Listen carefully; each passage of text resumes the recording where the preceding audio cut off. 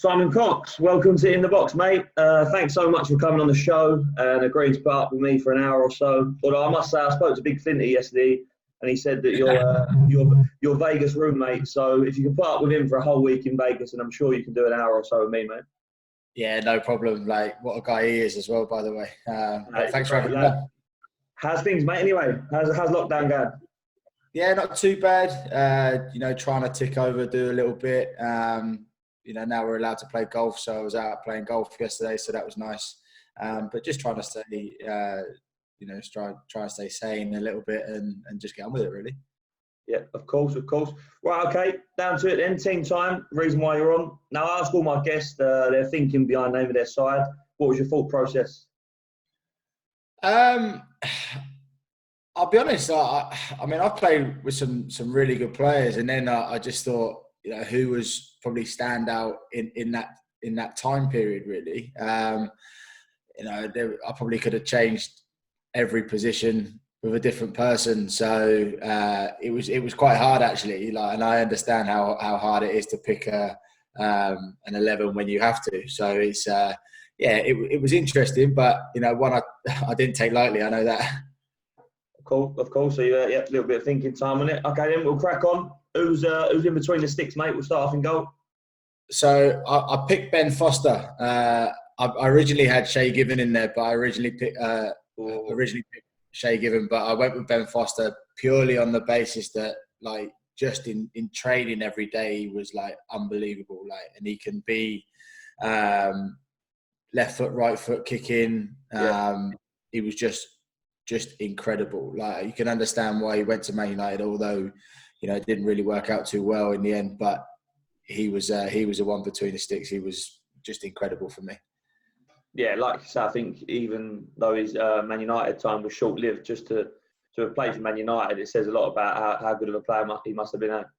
Yeah, I think he got a little hard done by when obviously everything happened with England as well, and he sort of got made a little bit of a scapegoat with a couple of mistakes. You know what happens when you play for England? It's you make one mistake and then all of a sudden the pressure on you, and I think he didn't deal with that as well as possibly he thought he should have done.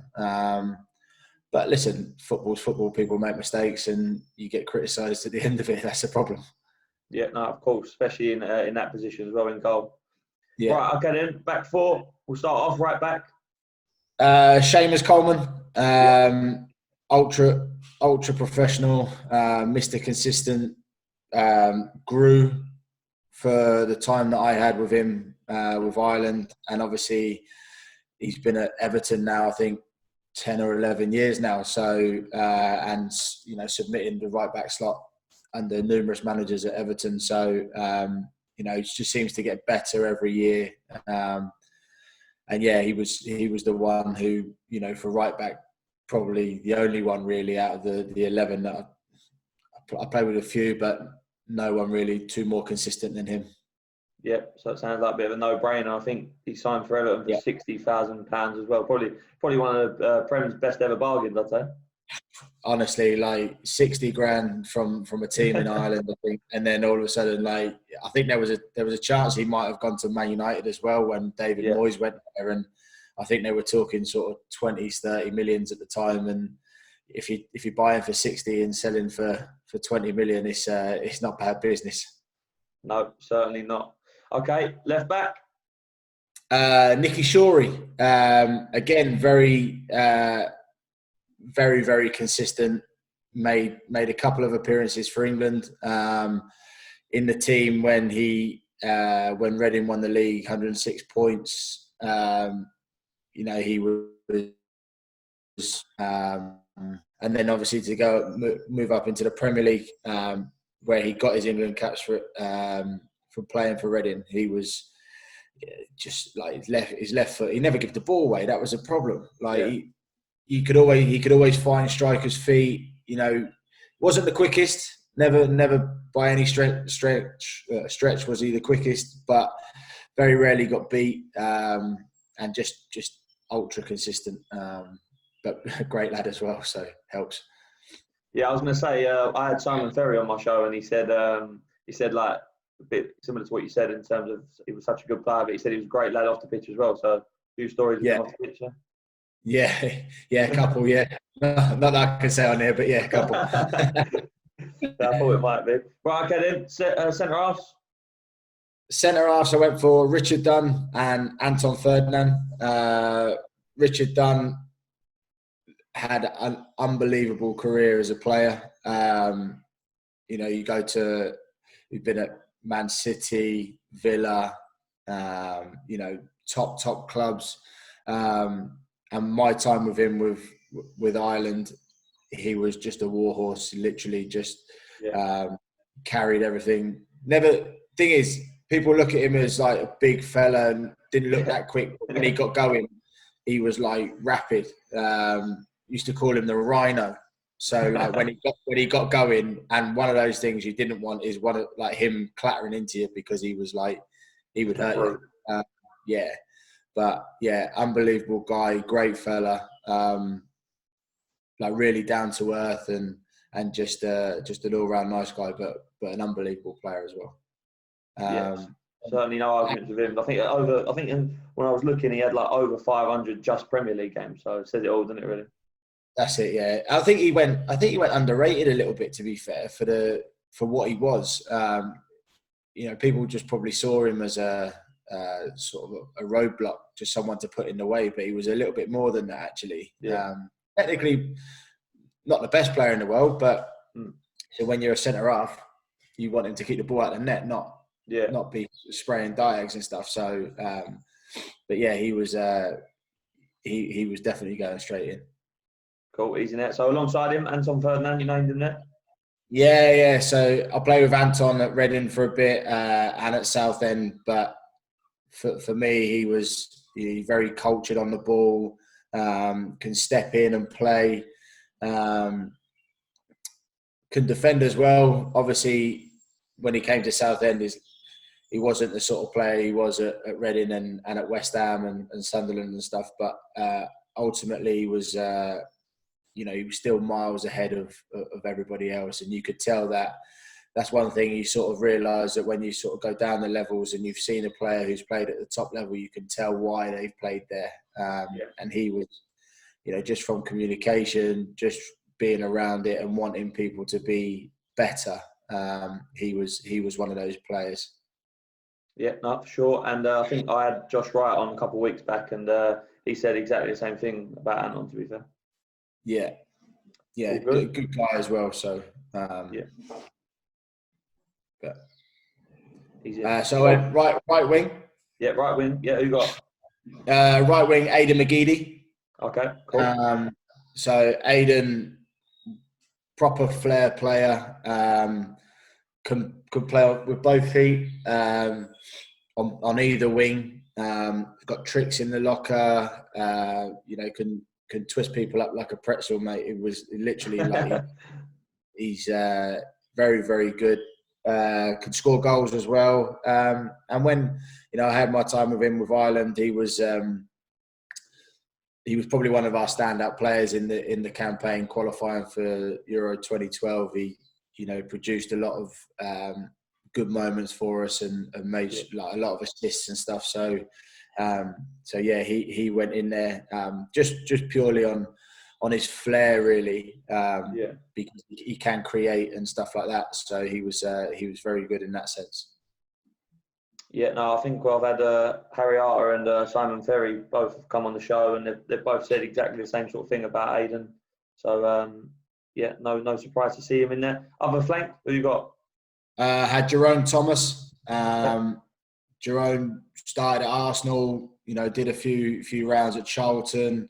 I had him at West Brom for a bit, and in the latter stage of the Championship season to then the Premier League season, he was the one who retired Gary Neville. So he says it himself. Gary Neville was I've seen him talk about it, because I think he got dragged in the West Brom. Yeah, that's it. I think that was the time where Gary Neville was like, I've had enough. But Jerome was, again, similar, can play on either wing, and would come in and shoot or could produce for you assists and goals as well. Not your not ultimately the quickest player, but still had a turn of pace. But one of those who, in a team where you need a little bit of flair on both flanks, you've got Aidan and Jerome who could produce for you. So that they were a good little balance for me. Nice. So you're thinking about your manager's head on there, and That's it. Yeah, I could swap them over if I need to. Yeah, that's it. Now, just on Jerome, I think people because I remember him being raved about as a kid. And people will probably say that he kind of maybe underachieved a little. But when I was actually doing a little bit of homework, he actually made a lot of appearances in the Premier League, didn't he? Yeah. I think one thing that stopped him a lot was he started getting a lot of injuries later on in his career. I remember at West Brom when in the Premier League, he'd train only sort of 2 days a week. The rest of the days he'd be in the physio room, strapped. He was full of ice, like bags of ice on every ankle, knee, groin, hip. Every place you could probably put ice, he probably had ice on. And he had to work on his biomechanics. Like the guys at West Brom would look after him, keep him in the gym, and make sure that he was ready for the games on Saturday. So I think that probably hurt him a little bit because he had a really good season that year as well. But at the end of the day, he's not had a bad career, so I think he'd probably be happy enough.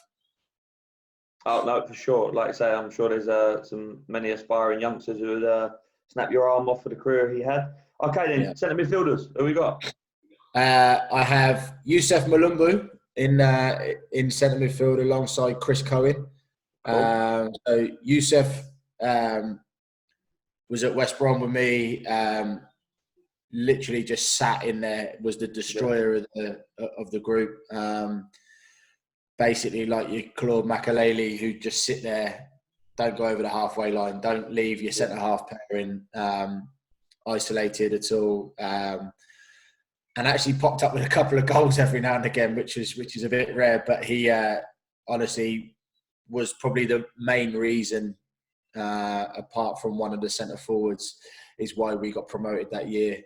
Because he sat there, destroyed everything, give the ball to the flair players, and just said, "Look, lads, carry on and enjoy yourselves, and I'll just sit here alongside the two centre halves, and we'll mop up everything." That's pretty much what he was. So, but very or not underestimated or not underrated by his teammates because of the job he did. He was very well respected within the group and somebody who was vital in the group with what we needed at that time as well. Yeah, no, for sure. Played many Premier League games for West Brom, and alongside him, you've gone for you mentioned him, Chris Cohen.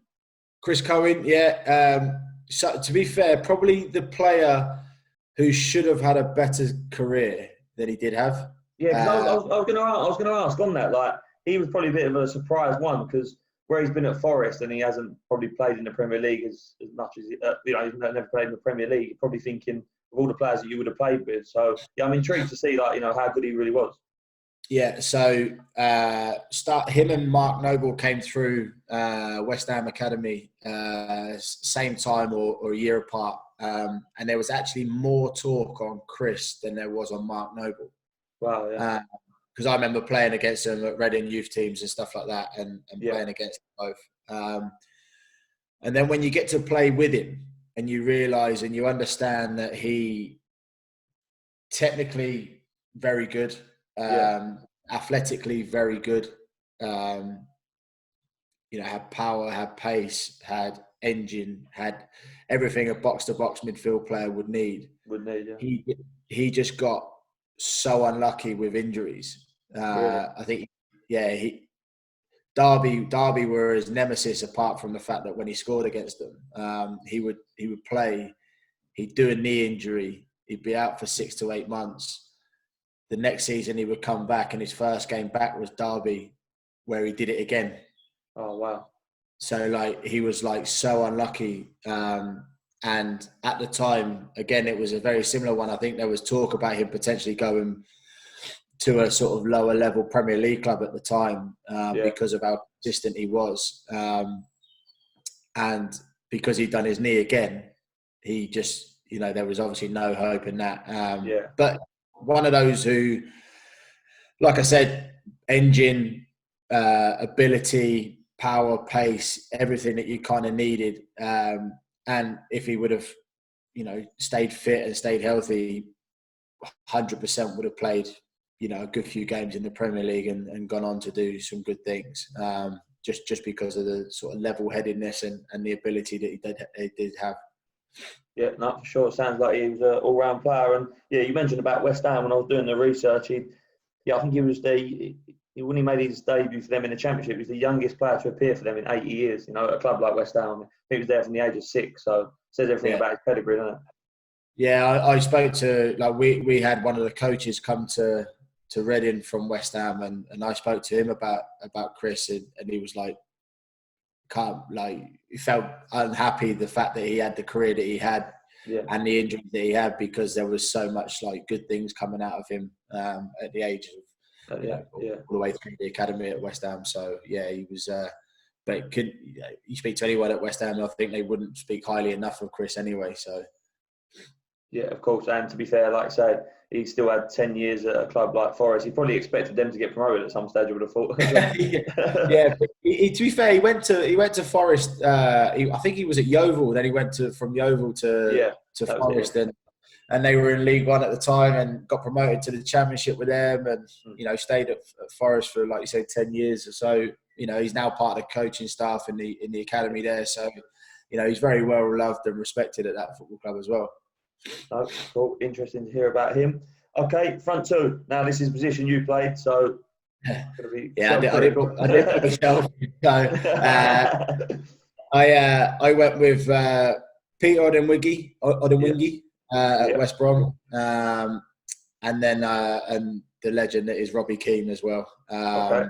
So Pete, came to West Brom in the Premier League, and was honestly left foot, right foot was just incredible. Like, just a joke. Like, could finish as powerfully with his left as he could with his right. Was probably, from his goals, the reason we stayed up the first year. Finished in 9th, I think it was.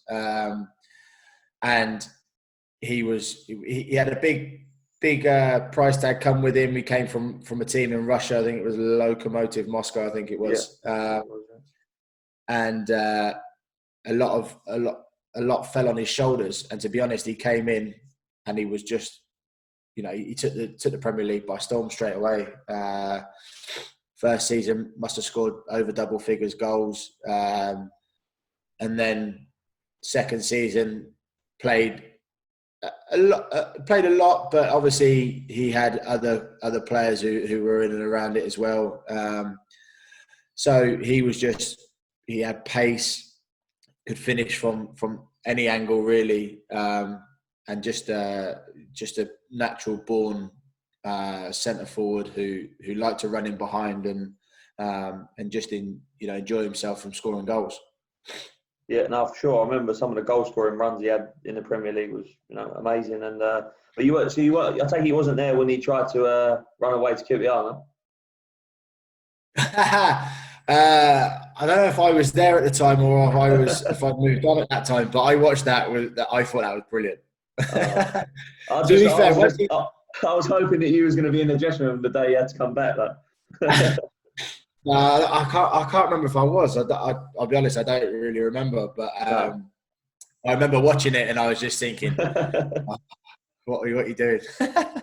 But to be fair, he probably had his best career in the Premier League at West Brom, because he left then, went to Stoke, and that never really happened for him at any other club. So, which is a bit of a shame, because he's if he was given a chance to play and score goals, he would do.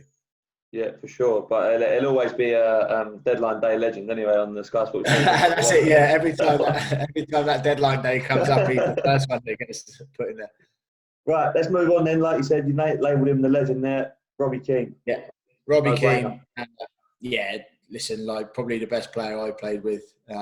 Really, yeah. Because just of how, like I said about Anton, when you sort of go down the leagues, you kind of find how that person is ahead of the game. Yeah. Whereas Robbie was going up the levels, playing at international level, and he was miles ahead. So I can imagine, for me, somebody who plays at Man City or Liverpool, if they were to go to their national teams and stuff, you could tell why they are at that club, because they're that much better. And Robbie was the same when he was at Spurs. And listen, you go from Spurs into Milan, Liverpool, Villa, like, you've been all over the place, and obviously went over to LA Galaxy as well. But honestly, someone who was probably 2 or 3 steps ahead of everybody else in every move. Not the quickest, by no stretch, but 18-yard box predator. Loves scoring goals. Loves setting goals up in his mind as well. Like the story that I sort of always say about him was, I played with him, alongside him in one game, and he basically was setting our positions up about 4 or 5 passes before it actually happened. And he was like, look, if you go there and I'll be behind you, if you overs it and then you lay me in, and then I'll go and score. And it, I was sat there, I was like thinking, as the play's going on, thinking that's not going to happen. And anyway, like, it carried on, the move carried on, and as it got to that position, like, that's what happened. He went on and scored, and I was just like, for me, that's like mind blowing. The fact that he can see something potentially happening before it actually happens is what you'd imagine that players at the top level can do. That's why they're there, I guess. Yeah, no, of course. Like I say, that's taking painting the picture to a new level. That. Yeah, there's all of a sudden like having a scan and everything else, but he's like he's got watercolours and everything. Watercolour. And I was going to ask on him, like, everyone knows how good of a player he was, and you just touched on it there. But in terms of off the pitch, what was he like, and how was he with you when you came into the Ireland squad? As a centre forward as well, himself. Yeah, I mean, off the pitch, he's a legend. So like walking around Ireland, he was recognised left, right, and centre. So it was very difficult for him. But you talk about someone who's done what he's done in the game, all-time leading goal scorer for Ireland, all-time leading appearance maker for Ireland. He's he's going on to do his badges, and he's going to take over one day, I would imagine. But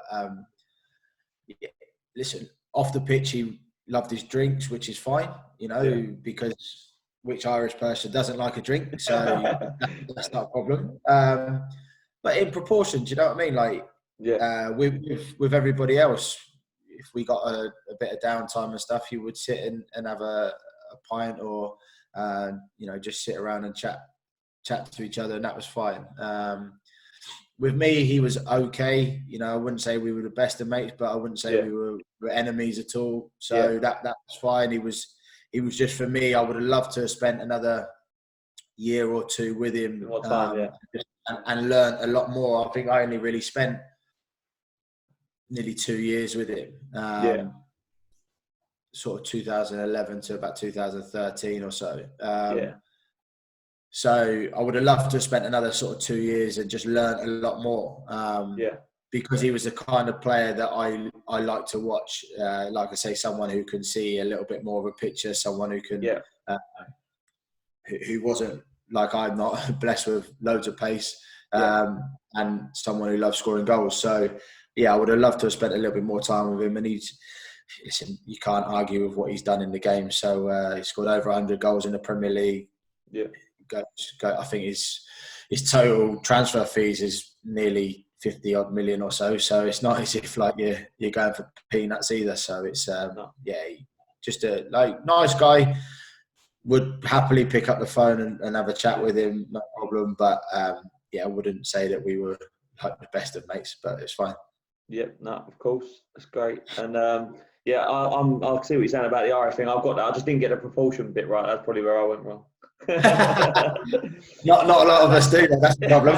Exactly. Right, that's great, Simon. We've whizzed through your team, so it's good. It gives me an opportunity to sort of go in, dissect a little bit about your career and stuff, because, like I say, it'd be good for the youngsters to hear from someone like yourself that's played at the top level, and also internationally, which we'll move on to as well. But we will start at the start of your career. You started at Reading. You made your debut in the first team at quite a young age in the Championship. What are your memories of that and coming through there, mate? So I made my debut against. I think my first debut was we played Luton or West Brom in the cup, and then I went on to make an appearance against Plymouth in the league. And you know what?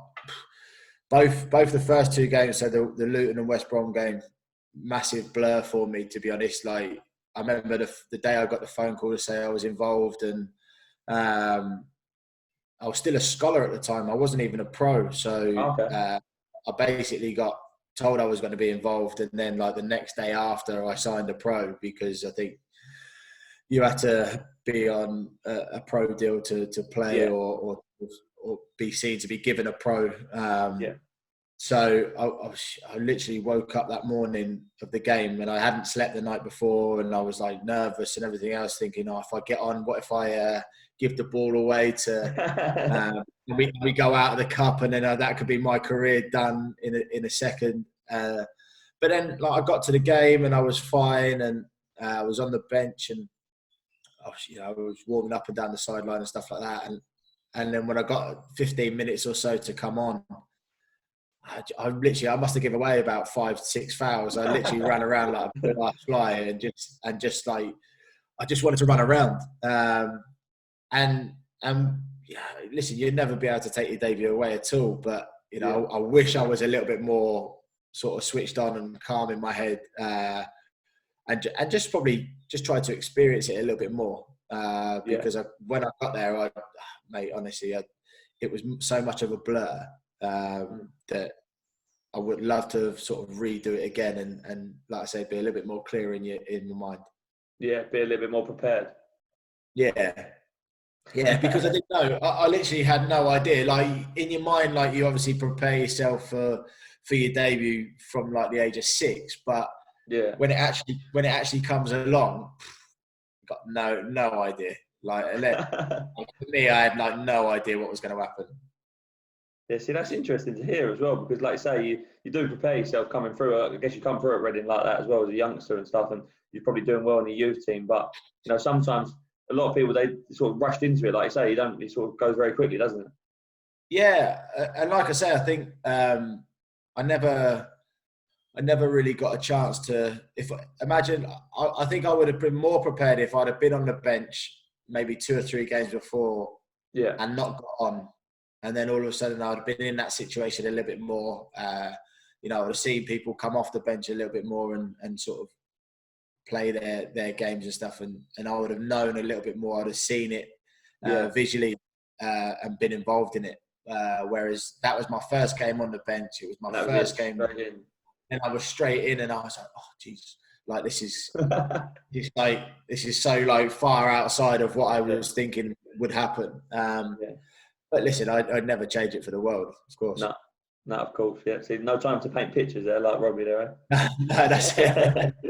Right. Okay. So then you did move. I want to talk about. You moved on. You went on loan to Brentford and Northampton in League One, and then eventually on loan to Swindon Town as well, where it went really well for you, and then that became permanent. So just sort of talk us through that little spell, really.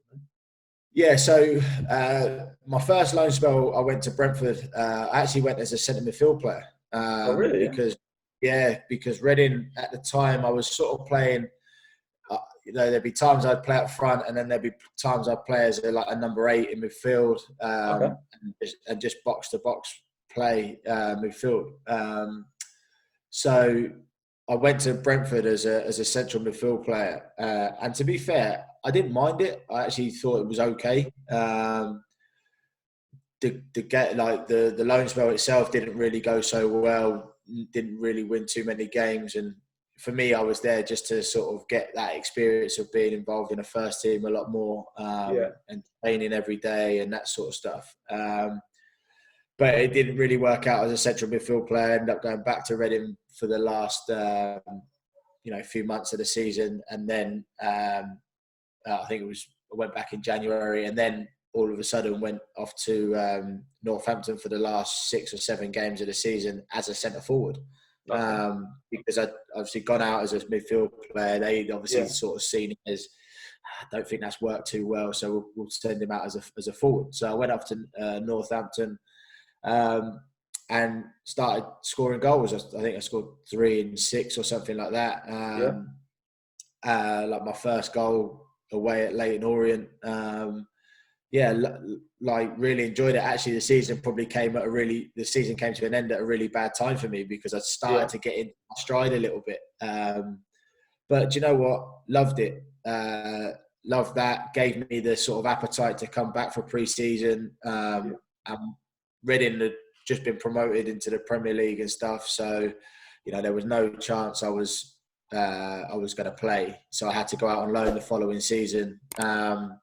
And then I went to Swindon. Initially on loan, started really well, scored a few goals. Then finished that one top goal scorer at the football club. I think I got 16 or 17 goals that first loan spell. And then signed there permanently in January because I knew that because Reading were in the Premier League at the time, I knew that if I wasn't going to get in their team in the Championship, there was no chance I was going to get in their team in the Premier League, no matter how well I was doing on loan and stuff like that. So I made the decision to leave. Plus, I'd been at Swindon, so I knew the club, I knew the players, everything. So I thought, that seems like a good fit for me at the minute. Pre-season, scored pretty much every game for Swindon. And then just followed that on into the season really, and had what is my best season to date, 32 goals in whatever it is, 50 odd games. I mean, it literally just everything I hit worked out. Scored some goals there. I just found myself. I played up alongside a guy called Billy Painter.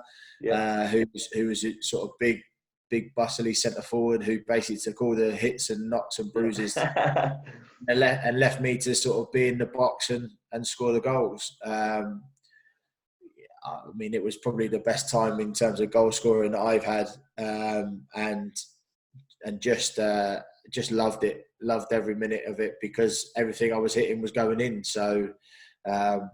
32 goals in a season is no mean feat. You know what I mean? So it was, and then obviously I got my break from there. Really. Yeah. So just before we move on to the West Brom sort of move, the break that you're talking about there. In terms of that, leaving Reading to go Swindon, you said it was like a bit of a no-brainer. But I mean, looking on it now, I think a club like Reading may have been a bit more cute about it and just sent you out on loan again with Swindon and kept you because. Like I say, after you scored, I think the season after you left permanently, you scored 32 goals. I mean, once you then did move on to West Brom, they must have been looking a little bit silly, really. Yeah, well, Reading they were pretty smart in the sense that they put a sell-on clause in there that they would 10-15% or whatever it would be. So they knew that they sort of still they liked me as a player, Reading, but they just thought, is he going to play in our team? And if he's not, then we're going to sell him on, or Swindon are going to sell him on, and we're going to make some money from it if he goes and does well. So but then I went to a team on the back of that was in the same. I don't know if they were in the same. They must have been in the same league as Reading at the time in the Championship. So so they then got to see whether I was able to play at that level. I mean, look, it was. If Reading had sent me out on loan again, they wouldn't have probably got their 10%, and I would have been on a free in the summer anyway. So, so they wouldn't have. They probably wouldn't have got any money for me if I'd have left on a free, and I would have just gone to West Brom as a free agent. Who was your manager at Swindon? I had Danny Wilson. Okay, cool. Ex-Sheffield Wednesday manager, Barnsley manager, really great guy. Basically came in at a time we had Paul Sturrock as well and a couple of others, but he Danny Wilson was really good actually. I remember his first session, he came in and we were doing a box, and this is when the training pitch was flipping bobbly of every, you couldn't pass it. And he basically turned around to everyone and was like, look, if you're not going to do it properly, if it's going to go everywhere, here, there and everywhere, just go home. Just don't bother. So we were all like, oh, fair enough. And then the level sort of rose a little bit after that, because you realised that you could have taken the mick a little bit. And he was very good, because I think he was a midfield player or forward as a player. We took the forwards and the midfield players for training, like we used to split off centre forwards and say wingers in one set, and then the other coach would take the defenders and goalkeepers, so do their like back four work and stuff. So he would just come in and we just pepper goalkeepers all day. So I was like really happy with it. Yeah. And like I say, weren't too far for you to travel. I've got to mention it, from one Swindon Town legend to another. Do you know what I mean? How did you find your time there? You enjoyed it? Yeah, that's it. Like, but that was probably one of the reasons why I decided to go there. Was I had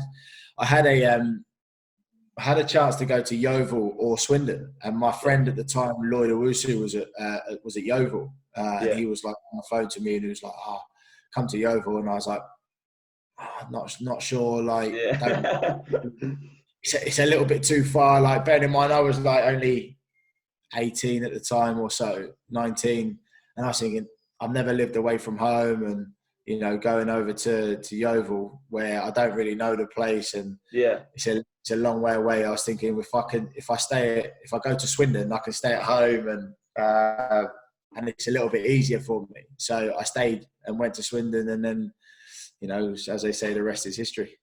Of course, it just shows you fine margins in football, decisions you make. Okay, so you had a great time at Swindon, like I said. I think it's 32 goals you got that season. You nailed on for a move, and you moved to West Bromwich Albion. No brainer, or was there other clubs on the table at the time? No, there was three clubs. There was West Brom, there was Celtic and Newcastle. So the three clubs. Wow. But to be honest, all three were in a very, very similar position. Yeah. Celtic had just got rid of their manager. West Brom, Tony Mowbray was potentially going to Celtic. So West Brom would be without a manager. And Alan Shearer was the manager at Newcastle, but they just got relegated, so they didn't have a manager either. Okay. So it was basically who appointed a manager first. But the thing is that Tony Mowbray was the West Brom manager, and he was going to go to Celtic. So, but Tony Mowbray, out of all of his staff and director of football and all the scouts at West Brom, he was the only one who said that he didn't fancy me as a player. So then him going to Celtic probably that kind of just like wiped that one out of the way. Which is a bit of a shame, because as a someone who played for Ireland and follows, I've got some friends in that who play at Celtic now. I would have loved to have gone up there and played. Imagine playing 60,000 at Celtic Park, and you're going on to win things and stuff like that. I would have loved to go up there. In Europe as well. That's it. I remember sitting down with the Swindon chairman at the time, and he said, "Look, don't disregard Celtic." And I was like, "No chance." That's a big move. Like, don't get it twisted. I know it's not the Premier League, and I know it's not the Championship, but you get to go and play in Europe, and you get to pretty much win the league every year. And some cups and stuff. So actually, the trophy cabinet probably would look a little bit healthier. It's only us fake paddies that appreciate the Celtic. That's it.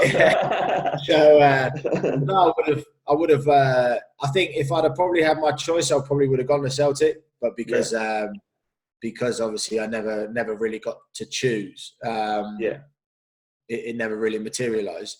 And then it was a choice between Newcastle and West Brom, and me and the missus, we took a trip up to the Midlands and sort of had a look around the Birmingham area, just to see, where, give yourself a little bit of a head start on somewhere to live or anything else like that, just in case that was the one. And I think the following week we were potentially going to go up to Newcastle and have a look as well. Yeah. And then I got a phone call from the director of football at the time. I was on my way back to Reading, and he phoned me and he was like, "Look, we're appointing a manager on Monday. We want you to come in on Tuesday." And I was sat there and I was going, well, that's, and bearing in mind, this was the weekend. So I said, well, any chance you can tell me who the manager is? Because obviously that will make a difference. Yeah, of course. Yeah. And obviously I don't know whether that manager wants me. So he said, look, I can't tell you, but we can tell you that the manager wants to bring you in as well. So I was like, oh, fair enough. Like if that's coming from you, that means a bit. So anyway, they appointed Robbie Di Matteo on the Monday, and suffice to say, I was signed the next day. I never really got a chance to go and speak with anyone at Newcastle because they didn't have a manager at the time, and I think in the end, they ended up appointing Chris Hughton. So, but yeah, I mean, had I sort of met with Chris or anybody else at Newcastle, I don't know. Like you just never know what could have happened. But I never really got that chance. So, I signed for West Brom on the Tuesday, and then I was up there in a hotel as of Tuesday night and started training as of the Wednesday. And we had a pre-season tour booked, I think, for a couple of days later. Done deal, yeah. And I suppose I'm pretty sure I'm right in saying, when you was lining them two teams up anyway, West Brom and Newcastle, you like to fancy your chances that you're going to get promoted. And I think that season you both get promoted, right?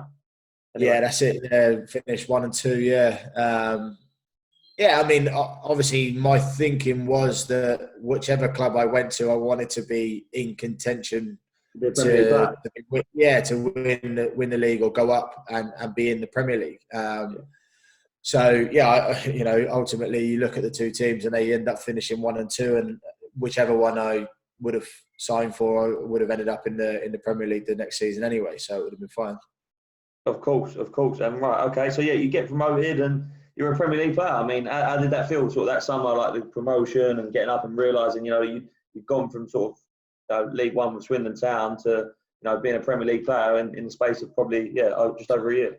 Yeah, that's the one thing that that sort of hurts me a little bit, really, is not being able to establish myself as a Championship player for one more season. Okay. Because like you said, I went from Swindon in 1 year to the Premier League in 2 seasons. I think personally I needed one more year in the Championship to score 15, 20 goals to then mentally get promoted and then mentally feel like I could play in the Premier League.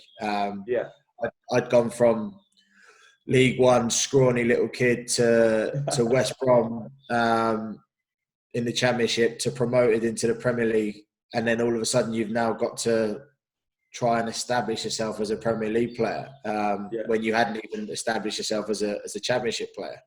And I know you can't write your script and everything else, and things happen along the way, but I think that's one thing I look back and say that it probably happened a year too quick for me to get into. Yeah, just one year. I just needed, I think, one more year where if I'd have done one more year in the Championship, scored a hatful of goals or so, then I probably would have thought to myself, you're ready now. You can get in there and attack the Premier League like you have done in the Championship. So, but listen, the ultimate is to play in the Premier League. So when somebody, when your team gets promoted and you've got a chance of playing in the Premier League, you're never going to turn it down at all. So I think that's as well. I think that's really honest and refreshing from you, because I think a lot of people it'd be great for our youngsters to listen to that, because you don't always feel ready, do you? Sometimes football moves quicker than you do, but I'm sure the West Brom fans will disagree with you there. No, it's just like I loved it. Do you know what I mean? I loved trying my hat in the Championship and in the Premier League. Thing is, ultimately, when your team gets promoted, your club automatically goes out and buys new players. whether that's 1 or 2, or whether that's 5 or 6, or in some clubs' case 10 or 11. So I knew in my mind that West Brom had, when they bought me, they wanted me to get West Brom promoted. That was the whole reason, to score goals and get them promoted. What then I realised was that they would then go out and buy somebody else that would keep them in the Premier League. Yeah. So, for me, it was like, I just think it was that 1 year. If I'd have been able to score that 15, 20 goals in the second year, staying in the Championship, then they might not have had to go out and buy, because they would have looked at me and, you're ready, you can play be the main man. Yeah, that's it. But listen, like I say, you can never write your script, and absolutely, I loved my time in the Premier League.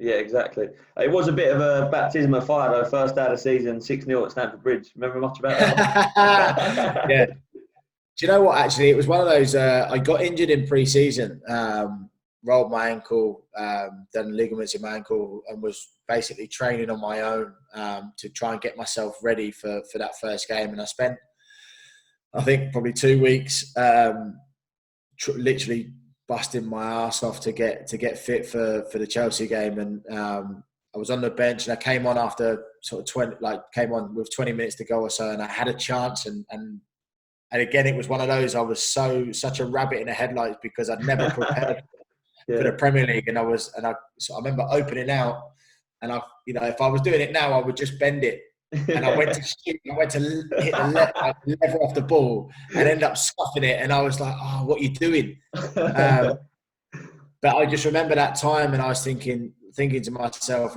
because like I said about my debut, you never get to prepare enough for these kind of situations. So, but listen, first game in your Premier League season, and your debut in the Premier League away at Stamford Bridge, regardless of the result, I can say that I was there. Exactly, and to be fair, you probably just see the headlines there. Gary Lineker mentioning your name, taking the roof of the net on Match of the Day. That's it. Sort of dollar signs writing in the open. Right, okay, that's great, and obviously you stay up that season. But I've got to be honest, it would be criminal for me to have you on here and not mention your international career. That season, I think it might have been later on in that season, or maybe the season after, you get called up by the Republic of Ireland. Just wanted to, first of all, in terms of the call up and your eligibility for Ireland, how did that all work? Yeah, so my nan was born in Galway, the west of Ireland. So obviously she moved over here when she was a young girl with her family and stuff, and then met my granddad, and my dad was born here. So yeah, that's how I was eligible to play through my nan. And to be honest, when I was a kid going through the youth ranks at Reading, we had loads of Irish boys over to do trials and who were playing in the Reading youth teams. I had Brendan Rodgers as my manager at the youth team, who's obviously from Northern Ireland. So I was always surrounded by Irish boys, and actually really wanted to play for Ireland as a young player in the youth teams and stuff like that. So I always felt like that was a way of me going about it. And I knew that when I got the call at the end of that season, that I was going to go and be involved in. So they had the Carling Nations Cup, was a little competition between Republic of Ireland, Northern Ireland, Scotland and Wales, and it was a tournament throughout the season. I was going to be called up to be involved in that, and then there was a qualifier against Macedonia, and then a friendly against Italy. And I was, for me, I was like this is, again, it was one of those what's going on here? I was going to say on that, you mentioned about things moving too quickly, but with that, I think I've looked when I was doing my research. Your first 2 games you play against Ireland, Northern Ireland and Scotland, beat them both. Then you beat Macedonia away, and then you beat Italy away. So things move quickly with your international career as well. Easy stuff, eh? Yeah, well, I mean, I knew that, and actually it was one of those. I was probably more prepared for that than I was my debut and being in the Premier League, because I played in the Premier League, and I was I got a good few games under my belt in the end of the Premier League season. I thought to myself, whatever comes next, if it is the international stage, I feel like I'm ready. And I got that call up. I actually booked my holidays already because I didn't even know I was getting that call up until sort of the last, week or so of the season. So I'd already booked my holidays. I was off to Marbella. I was like gonna go and enjoy myself. And then I got a phone call to say we want you on a plane to come over on the whatever day it is. And I was like, oh, all right. Well, so I said to the lads that I was going away with, I said, look, I'm not going to be able to make it. I'm going to go and play for Ireland in this competition and the cup qualifier and against Italy. So, as it says, I got over there, played in, we had a couple of training sessions, then played the Northern Ireland game, which we won 5-0, and I ended up scoring on my debut. So for me, it was, just as a reward for me, all the hard work through the Premier League to get that call up and then to score on your debut against Northern Ireland and then go on to win the Carling Nations Cup and beat Scotland. So that was always a good thing. So I've actually got a medal for that, which is nice. And then again, going into playing in the Macedonia game, I was like this is, European Championships qualifier, Euro 2012 qualifiers. And I was thinking, I haven't been involved in any of the games previous, and how do you sort of go about it? And I just literally tried to take it in my stride, and I think we needed a draw or a win, and that would send us through. And I think we drew 1-1. I think, and then we end up qualifying, and I thought that was qualifying for the playoffs anyway. So and then we went on to Italy, played Italy in Belgium, and mate, honestly, scored in that one, and just thought, I'm taking this international thing by storm here at the minute. Again, feel like it probably came at the end of the season came at a bad time because I was in such a decent run of form. 2 goals in 4 games, and I thought, if we played another couple, I could get another couple of goals or so. But listen, we end up qualifying or getting to the playoff stages of the Euros and end up playing Estonia and winning that over 2 legs and then making it to the Euros in 2012 was, unbelievable. Yeah, no, that was going to be my next question, really. Going to the European Championships with Ireland must have been an amazing experience. I don't think UEFA were very kind to you with the draw, though, I've got to be honest. You had, in your group, just for the viewers, in your group you had Croatia with Luka Modric, Spain, and then Italy, Italy. So, just talk us through that experience, really, mate. Yeah, well, as you say, I don't think we were very happy with the group that we got. But ultimately, if you're going to do anything in any major competition, you've got to play some good teams along the way. Of course, yeah. But having those 3 teams in your group, I don't think there was a tougher group in the competition. So, the first game, look, put it this way, I think maybe had we played Italy or Spain in the first game and then played Croatia and then played whoever else after, then we might have been, psychologically, we might have been able to go, right, okay, so if we try and get something out of the first game, if we don't, that's fine, but we have to get something out of the second game. And then the third game, it's like a draw or win, whatever way we have to go about it. But the fact that we didn't get a result against Croatia, then you've got to then go against Spain, and you know that if you don't win this one, you're basically out of the way. Yeah. And then when you get beat 4 or 5 against Spain, and then you get beat 2 against Italy, it was like we literally, I don't think personally we stood any chance, but just because of the quality of the opposition that we had.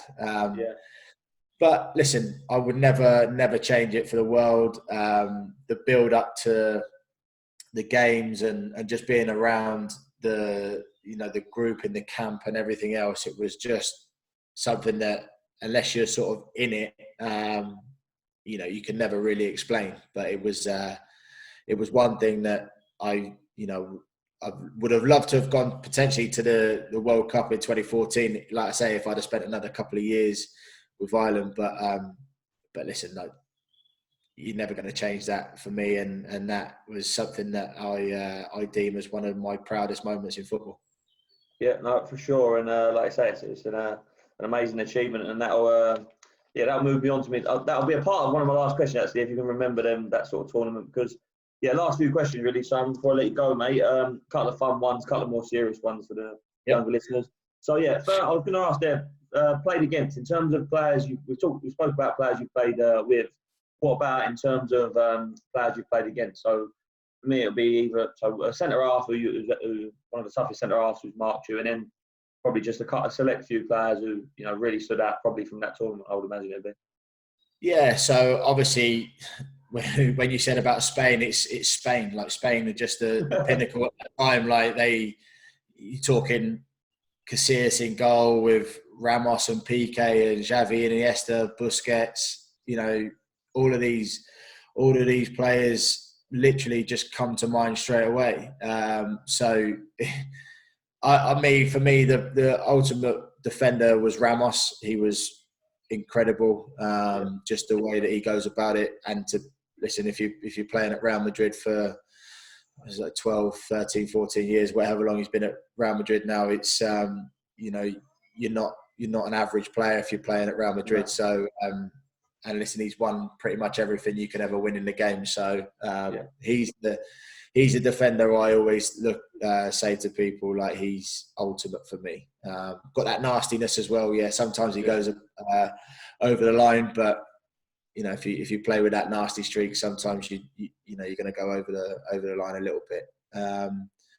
But midfield players played against. Listen, you play against Xavi, Iniesta, Pirlo. Listen, there's so many. Did you have to pinch yourself? So I've got to ask, because you've sort of come through not the hard way as such. I mean, you was at Swindon in League One and done very well and stuff, but the lower leagues in England, and then sort of however many years later, you're turning round, and instead of being at the county ground and playing at Swindon fans, you're playing in the Euros against Ramos and Buffon and people like that. Did you think about it at the time almost? Did you take it in? Course, did I? To be fair, again, as saying, I was more prepared for my international debut than I'd ever been prepared for probably anything. The one thing I wasn't prepared for was playing at the Euros.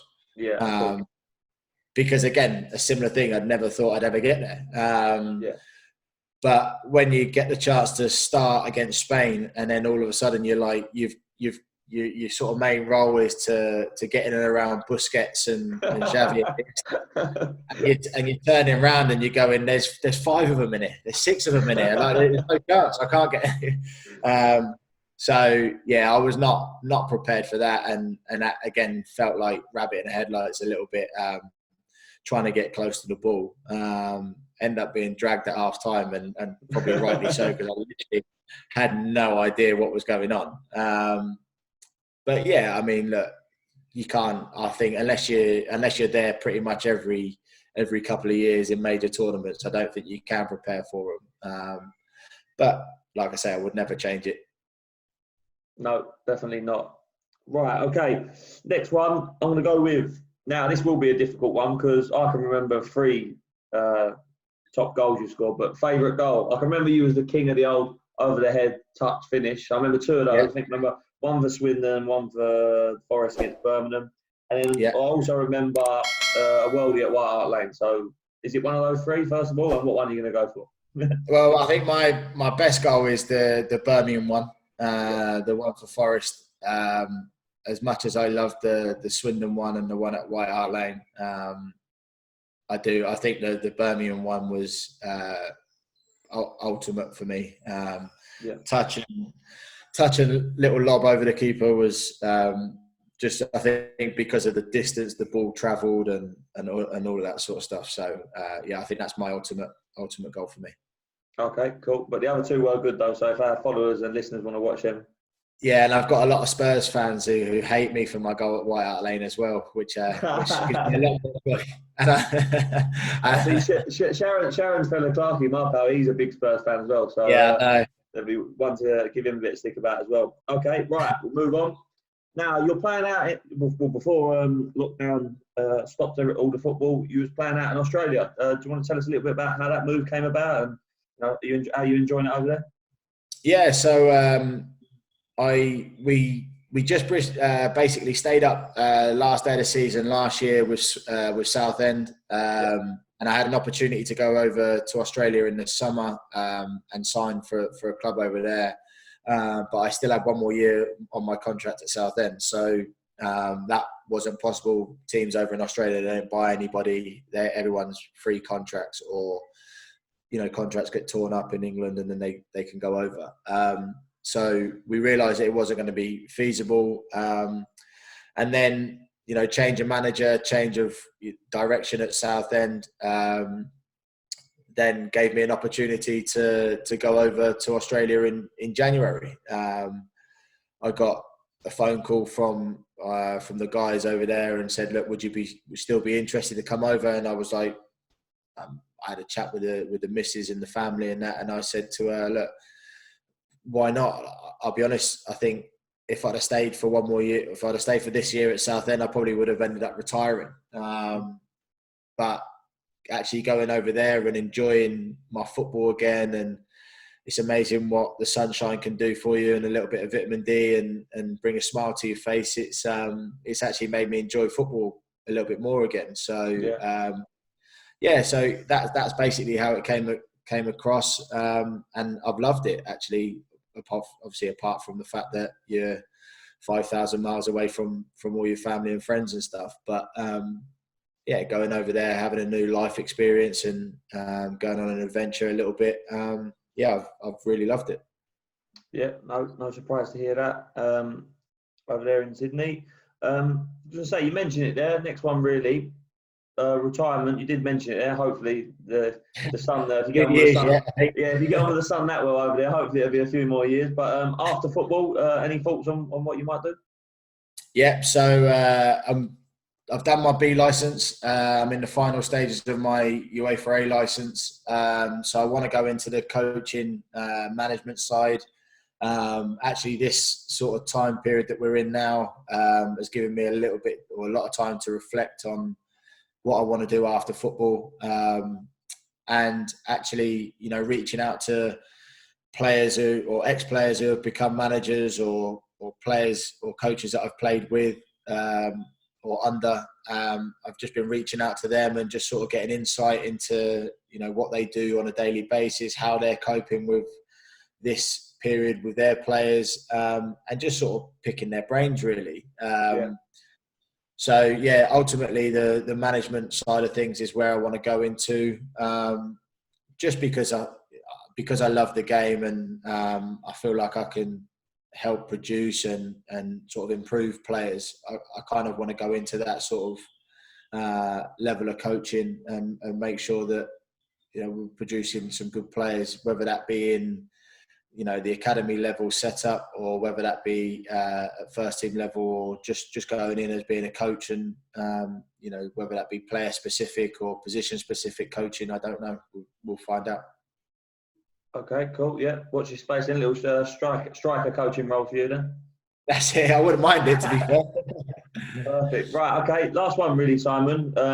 Explained a couple of times to you, I think on and off there, that the two main reasons for doing this. One for the fans at home listening. I'm sure there'll be various Swindon fans, West Brom fans, Republic of Ireland fans that would have enjoyed some of your stories there and stuff about the Euros and that. But last one for the youngsters at home. One piece of advice for the youngsters at home, really, whether it's ones that are pro academies now or ones that are sort of trying to get to the pro level. What would be your advice to youngsters now? You should take everything in your stride as best you can. Try and prepare as best you can, but always try and do a bit extra. That's not staying out on the training ground or in your garden for hours on end. It's practicing on one or two specific things. Some of the things that you're not good at, whether that be head in or left foot or right foot or, touches or anything else like that. But just, 20 minutes, half an hour every day or every other day, just practicing, it will show how much you practice, because if you're out there practicing, somebody else isn't. So it gives you a little bit of a head start. Perfect. Stay ahead of the game. Great advice, sound advice there. And Simon, thanks so much for your time, mate. Honestly, really, really appreciate it, and really, really enjoyed it. And I'm sure the subscribers at home, obviously, only just started this up recently, but it's been going well so far. I'm sure they would have enjoyed it themselves. Was it a little bit more golf for you today, or? No. Golfing Friday again. Friday again. Okay. I was going to ask, what was the golf like in Australia? Must have been good over there. Yeah, good. Yeah, some good courses. Sometimes you don't think that you're in Australia, so if ever you're in the rough and that, and you think, oh, there could be some snakes and that in there, no, I don't like the old insects and that, so I'll try to stay out of the rough. That's right. You won't get none of them in Brentwood anyway, mate. You'll be fine. That's it. Yeah, that's what I played over there. No, it was good. That's what you said. You're off about a 9 handicap then, yeah? Yeah, 9 at the minute. So, but while I'm over there, I've got to take my clubs out there when I go back, and try and get that down a little bit further. So hopefully try and get into sort of the 6s and 7s if I can. Perfect, mate. Perfect. And you got any idea when you might be heading back? Have you been had any information on that? Or? Yeah, I think maybe in the next couple of weeks. Really, they're a little bit ahead of the UK in terms of getting games back on. I think they're going to hopefully try and get training back first day or first, second or third of June. But I'm going to have to do 2 weeks of quarantine because obviously coming from the UK. So the quicker they make a decision, the quicker I can get back and do my 2 weeks self-isolation. So hopefully in the next couple of weeks I should be heading back and getting going again. Perfect, Simon. Thanks very much, mate, and good luck with everything. Yeah, and take care, and I hope to speak to you again soon. Cheers, mate. Thanks very much.